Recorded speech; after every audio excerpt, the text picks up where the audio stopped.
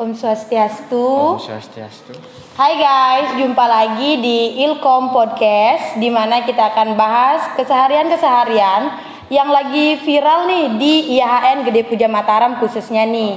Dan di sini saya lagi bersama Bombang, yaitu salah satu anak yang baru-baru ini nih mendapatkan penghargaan di IHN sebagai editor terbaik nih. Jadi langsung aja nih kita sapa dulu. Hai Bambang. Jadi dengar-dengar nih kemarin sempet tak scroll di sosial media khususnya TikTok nih ada muncul videonya Bombang nih. Jadi bisa nggak ceritain sih kok bisa gitu Bombang ini bisa menjadi editor terbaik di IHN, gimana sih awal mulanya? Ya, jadi awal mulanya itu saya tuh pertama kali masuk di UKM Pers ya sebagai anggotanya. Nah, di UKM Pers itu sendiri banyak anggotanya itu yang suka ngedit ya. Nah, jadi di sana saya belajar bersama anggota-anggotanya di sana, saya dapat ilmu baru, kemudian mereka mengajari saya sehingga saya mendapatkan banyak pengetahuan di sana. Sehingga lama-kelamaan saya bisa menambah skill saya dan bisa mengikuti kejuaraan-kejuaraan seperti itu sehingga ya sampai sekarang Astung Karir seperti itu. Berarti awal mulanya itu mulai karena kuliah di IHN atau sebelumnya mungkin dari SMA atau apa, mungkin ada ikut khusus komunitas atau apa gitu? Oh, kalau awal mulanya itu saya dari SD suka dengan menggambar ya, suka seni gitu. Jadi dari sana itu saya anak seni karena suka melihat penggambaran begitu. Terus di samping juga saya suka dalam hal teknologi ya. Jadinya bagaimana saya menggabungkan seni dengan teknologi itu, makanya di situ saya gabungkan menjadi seorang editor. Nah, jadinya di editor itu kan kita menggabungkan antara seni dan teknologi kan. Jadinya disitulah awal mulanya saya menyenangi bidang ini, editor itu. Ya seperti itu. Berarti untuk sejauh ini apa sih program yang udah Bombang kerjakan selama di IHN ini? Ada nggak Bombang itu diminta mungkin dari kampus IHN ini untuk membuat suatu kegiatan atau proyek apa itu yang bisa Bombang kontribusikan untuk kampus ini? Oh iya. Kalau untuk proyek itu sendiri banyak ya. UKM Pers itu sering ngadain kegiatan-kegiatan. Jadinya seperti kegiatan Dharma Bakti, lomba, kegiatan Dharma Wacana, itu kurang lebihnya saya semua yang ngedesain, baik dari segi pamflet, spanduk, dari segi dokumentasi, berita dan lain sebagainya, itu hampir semua saya dan teman-teman saya yang bekerja dalam hal mendesain seperti itu. Oh, berarti ini sangat cocok nih buat adik-adik yang akan atau yang sudah ada di IHN. Bisa contoh kakaknya nih, Kak Bombang. Dan ngomong-ngomong ini udah semester berapa di sini? Sudah semester 5. Oh, astaga, semester 5 nih bentar lagi nih bakal persiapan untuk menuju akhir di kampus gitu kan.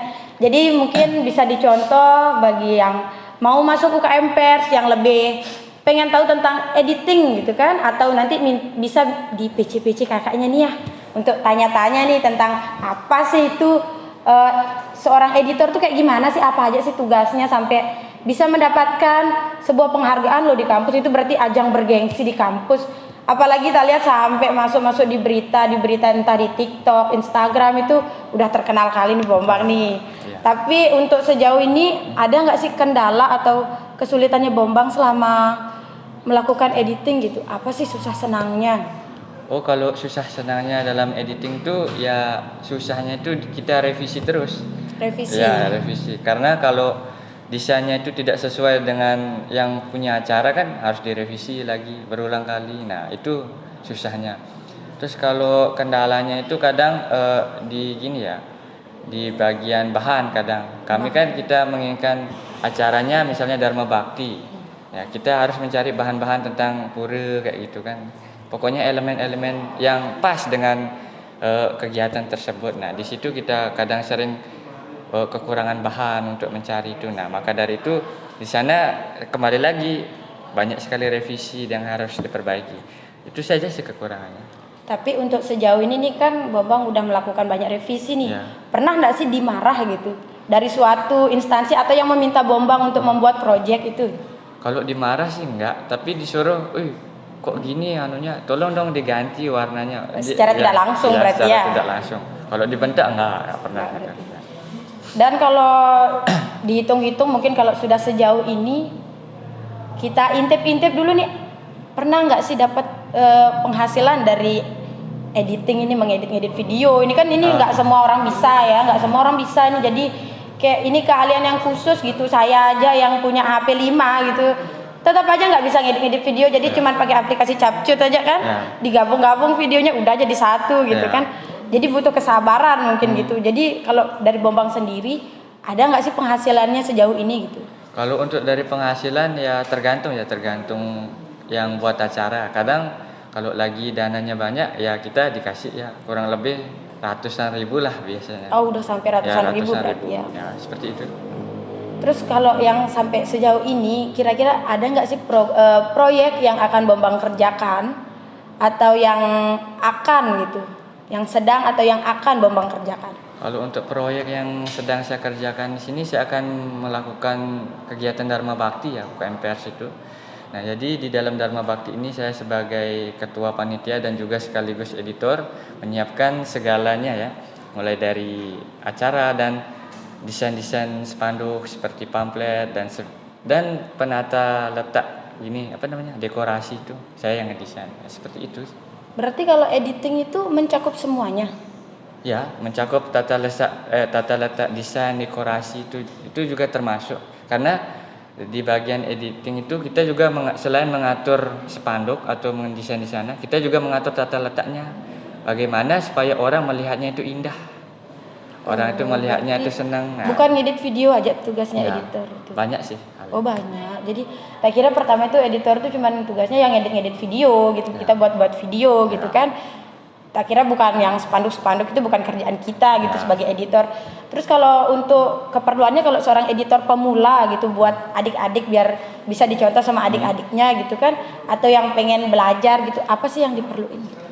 Hal-hal yang diperluin itu kalau misalnya ingin belajar tuh belajarlah dengan orang yang sudah terbiasa di bidang editing. Nah, dari situ kita akan diberitahu, oh ini kurang, ini tambahin dikit, oh ini kurang besar. Nah, di situ kita itu butuh mentor atau butuh seseorang yang bisa membimbing kita. Karena kita itu sebagai manusia itu tidak bisa melakukan sesuatu tanpa adanya contoh, tanpa adanya bimbingan. Nah, seperti itu. Kalau ingin memulai sesuatu, diperlukanlah orang yang mungkin kita akrab atau kenal, minta tolong dong, ajari saya begini, ajari saya ngedit. Tentu pasti akan diajari kan.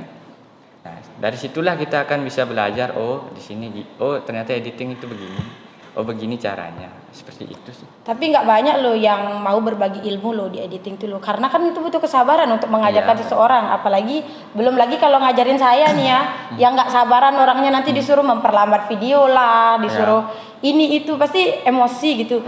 Jadi gimana sih Bombang sebagai editor gitu menanggapi andai kala nanti Bombang itu menjadi editor yang handal gitu kan?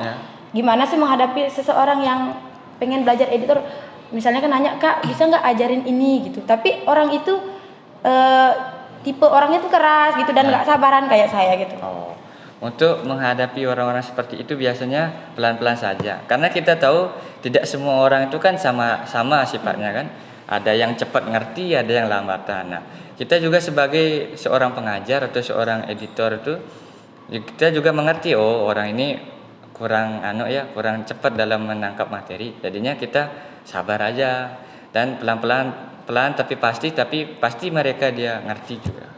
Kalau saya bukan tipe orang yang sabar ya guys, jadi harap maklum aja gitu ya. Jadi kalau saya lebih yang praktis aja gitu. Kalau bisa mungkin kedepannya kalau saya butuh ada acara atau apa, mungkin saya langsung hubungi Bombang aja gitu ya. Lebih singkat itu, tinggal keluar uang gitu kan, selesai jadinya gitu kan. Jadi dan mungkin gitu besok-besok saya ada niat gitu Bombangnya untuk ngedit video, apa aja yang saya perluin gitu, bahan-bahan atau alat apa yang untuk saya pemula gitu. Untuk pemula, untuk ngedit video apa foto? Ngedit foto dulu dah. Oh, ngedit foto. Kalau untuk pemula yang misalnya tidak punya laptop, cukup dengan HP saja. Nah, di HP itu kita bisa mendownload aplikasi yang namanya Canva. Ya, Canva. Nah, di Canva itu tersedia beragam fitur yang bisa kita gunakan, mulai dari mengedit warna, mengedit gelap terang dalam foto, menambahkan sesuatu objek dan banyak lagi. Bisa bayar atau gratis? Oh, gratis kalau Canva. Kalau untuk video di HP ada yang namanya KineMaster. KineMaster. Ya. Oh ya, kayaknya pernah dengar. KineMaster itu tersedia gratis di Play Store. Kalau yang mau lebih mudah lagi ada namanya VN. VN. Ya, VN. Dan satu lagi kalau tidak salah CapCut bagi yang Ya, CapCut itu saya pakainya langsung pakai template-nya Nah, kan, masih itu ya lebih kita mudah. masuk-masukin. Tapi gimana sih caranya ngilangin? Bambang tahu nggak sih di CapCut itu kan saya sering edit video di atasnya tuh ada masih logo CapCut-nya gitu. iya. Saya kadang potongnya pakai insert lagi Oh, kan, iya. jadi kepotong lagi gitu. Jadi kalau di CapCut itu mau ngilangin watermark itu ya mau tidak mau harus berbayar kita, harus berlangganan. Tapi kalau mau yang tidak begitu, biasanya kita bisa mendownload moodnya di Google. Jadinya download CapCut mood. Jadinya otomatis ketika digunakan itu tidak ada watermarknya. Oh, Itu yang itu. mood itu maksudnya versi bajakannya. Berarti Bambang ini sudah banyak sekali ya, ada mendapatkan pelajaran gitu ya, Iya. selama menjadi editor ini kan. Berarti udah pengalamannya mungkin sudah melampaui jangkauan yang bisa saya lakukan gitu kan. Jadinya cocok lah ya kalau kita itu melihat Bambang ini mendapatkan sebuah penghargaan ini, terutama di kampus kita nih di IAHN Gede Puja Mataram, dan semoga kedepannya setelah Bambang lulus dari sini, Bambang itu tetap bisa berkontribusi seandainya sewaktu-waktu kampus kita membutuhkan Bambang sebagai editor atau fotografer lah dulu yang tipis-tipis untuk kampus, untuk kegiatan kampus yang kecil-kecil atau yang mungkin bisa nanti event besarnya kampus, Bambang akan tetap berkontribusi buat kampus ya. Dan terakhir nih Bambang, sebelum kita akhiri nih, apa sih kira-kira harapan kedepannya Bambang nih, khususnya nih terutama buat anak Ilkom atau buat adik-adik mahasiswa kita nih yang ada di kampus? Oke, harapan saya ke depan itu saya ingin membuat suatu komunitas ya, yang dimana orang-orang yang mencintai seni atau yang suka mengedit baik itu foto dan video itu saya akan satukan mereka. Nah, di sana kita akan saling belajar, saling mengisi satu sama lain. Saya kurangnya di mana, tolong isi saya. Saya tidak bisa di sini, tolong ajari saya. Jadinya di dalam komunitas itu saya ingin membuat komunitas editing. Di sana itu kita bisa berbagi ilmu yang kita punya,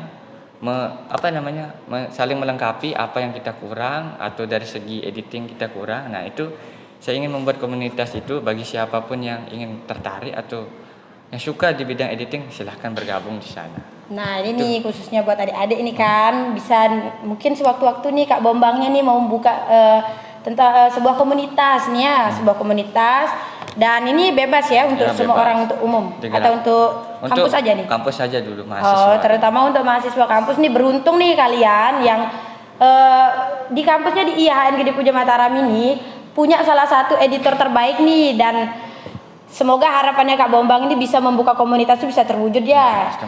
Jadi bisa ambil kesimpulan nih kalau kita itu nggak ada namanya hasil itu berkhianat gitu untuk kita gitu ya. Setelah kerja keras kita yang panjang, kesabaran kita yang panjang gitu, pasti ada aja nanti buah dari hasil tersebut gitu ya. Jadi pelajaran buat kita semua, apapun yang kita lakukan, kalau kita bersungguh-sungguh, pasti kita akan mendapatkan yang terbaik. Oke, mungkin saya dan Bambang pamit dulu. Kita jumpa di kesempatan selanjutnya ya. Bye-bye.